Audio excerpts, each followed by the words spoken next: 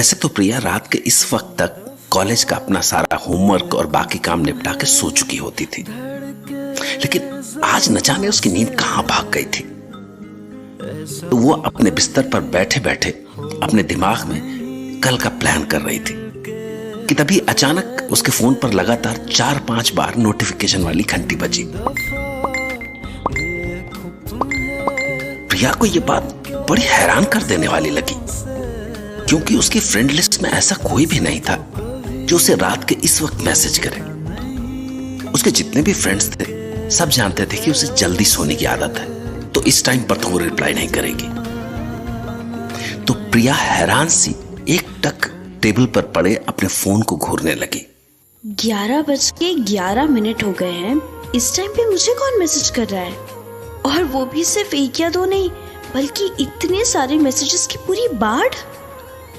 जितना मुझे याद आ रहा है, आज तो ऐसी कोई चीज भी नहीं हुई है जिसको लेके मेरे फ्रेंड्स रोहन, आयशा और गौरी मुझे मैसेज करें। फिर कौन हो सकता है ये? रुको चेक करती हूँ। अच्छा, तो कोई मुझे फेसबुक पर मैसेज कर रहा है। अभय? ये अभय खुराना कौन है? इस नाम की तो किसी भी इंसान को मैं नहीं जानती। फिर ये मुझे क्यों मैसेज कर रहा है? बड़ा अजीब है। देखो तो सही क्या बोल रहा है। हाय प्रिया, नाइस टू मीट यू। मैं अभय। मैंने तुम्हें खास आज 11:11 पर इसलिए मैसेज किया क्योंकि बहुत सारे लोग कहते हैं कि इस एग्जैक्ट टाइम पर कोई भी मांगी हुई विश झट से पूरी हो जाती है, और मेरी तो बस एक इतनी सी विश है कि तुम मेरी फ्रेंड बन जाओ। बस यही बताने के लिए मैंने तुम्हें फॉलो रिक्वेस्ट भेजने के साथ साथ मैसेज भी किया। अब प्लीज कम से कम मेरी फॉलो रिक्वेस्ट एक्सेप्ट कर लो। अरे ये कैसा अजीब लड़का है जो मुझे इतनी रात को दोस्ती के मैसेजेस भेजे जा रहा है। न जान न पहचान और बिल्कुल ही फ्रैंक होने की कोशिश कर रहा है ये तो। ऊपर से ओहो, इसने तो दोबारा मैसेजेस की बौछार करना शुरू कर दी। आखिर है कौन ये? इस बार लिख रहा है कि मैंने अभी 5 मिनट पहले मैसेज करा और तुमने मैसेज देख भी लिया। वाह, फाइनली।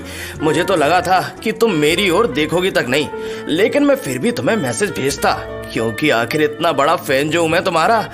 अब अगर तुमने मेरा मैसेज पढ़ ही लिया है तो रिप्लाई भी जरा कर ही दो।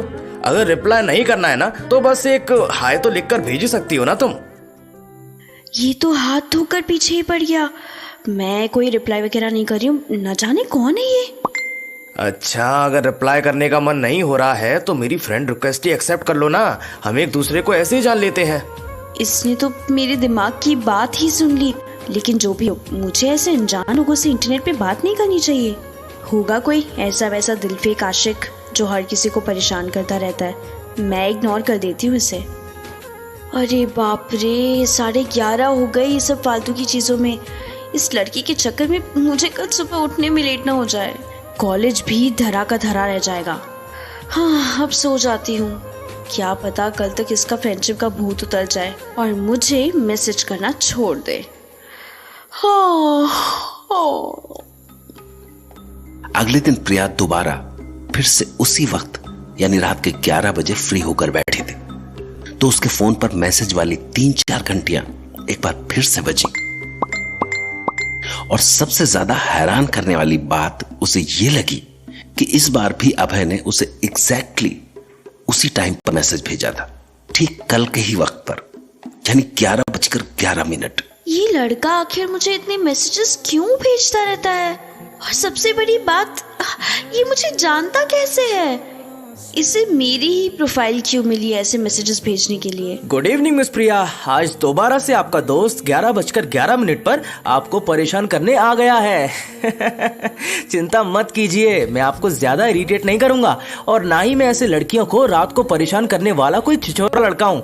मैं ऐसे कभी किसी को मैसेज भी नहीं करता, लेकिन मुझे बस आपसे दोस्ती करनी है। आप बस रिप्लाई तो कर दीजिए। कब से मैसेज सीन किए जा रही हैं। आज फिर से शुरू हो गया इसका ड्रामा। उफ गॉड। मैं जानता हूँ कि तुम अंदर ही अंदर इसी सोच में पड़ी होगी कि मैं तुम्हें ही क्यों ऐसे मैसेज करता हूँ, लेकिन इसके पीछे भी एक स्पेशल रीजन है। मैं ये तो तुम्हें बता चुका हूँ कि मैं तुमसे दोस्ती करना चाहता हूँ, पर बात सिर्फ फ्रेंडशिप की नहीं है। मैं तुम्हारा बहुत ही बड़ा फैन हूँ। तुम जो अपने फेसबुक पेज पर एक ही रोमांटिक सीरीज का हर दिन अलग अलग एपिसोड लिखती हो ना, मैं ना जाने कब से उसे पढ़ता आ रहा हूँ। मानो या ना मानो, तुम्हारा नया पोस्ट किया हुआ एपिसोड पढ़ना मेरे दिन का सबसे बेस्ट पार्ट होता है। तो जब से मैंने वो कहानी पढ़नी शुरू की है ना, मैं सिर्फ तुम्हारे काम का ही नहीं बल्कि तुम्हारा भी फैन हो गया हूँ। मुझे ऐसा लगता है कि हमारे व्यूज बहुत मिलते हैं और अगर हमारी दोस्ती हो गई ना तो हमारी खूब जमेगी। अब तो मैंने तुम्हें इतना लंबा चौड़ा रीजन भी दे दिया है, अब तो कम से कम मेरे मैसेज का रिप्लाई कर दो। आज रात भी मुझे ऐसे सीन पर छोड़कर कहीं सोने मत चली जाना। कैसा छिछोरा है, ये तो पीछे ही पड़ गया। लेकिन मैं भी इतनी जल्दी पिघलने वाली नहीं हूँ, मैं इसे रिप्लाई करूंगी ही नहीं। और रिप्लाई तो छोड़ो, मैंने इसके मैसेजेस देखने भी नहीं है अब। तो न तो प्रिया ने 2-3 दिन तक फेसबुक खोला और न ही अभय बाज आया। लगातार वो एग्जैक्ट रात के 11:11 पर मैसेज करता रहा। तो इस तरह मैसेज पाइल होते जा रहे थे और ये देख के प्रिया को भी थोड़ा अजीब सा लगने लगा। अभय को लेकर उसका दिल पिघला तो नहीं, पर हाँ, उसके दिमाग में ये जानने की क्यूरियोसिटी जरूर जग उठी थी कि आखिर ये अभय है तो है कौन। तो जब इस रात भी उसे अभय का मैसेज आया तो फाइनली उसने उसे खोल के देखा।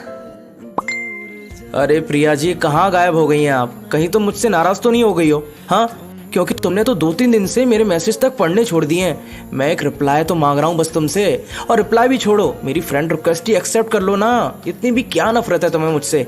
अगर दोस्त नहीं तो अपनी कहानियों का फैन समझ के मुझसे बात करनी शुरू कर दो।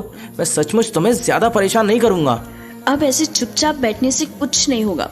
मुझे ये जान के ही रहना है कि अब आखिर ये है कौन और मुझे हर रात ऐसे मैसेजेस क्यों भेजता है। आज तो लगता है इसे रिप्लाई करना ही पड़ेगा। मैसेज में लिखती हूँ, कौन हो तुम, लिख दिया। अब सेंड। देखते हैं अब क्या बोलता है ये लड़का।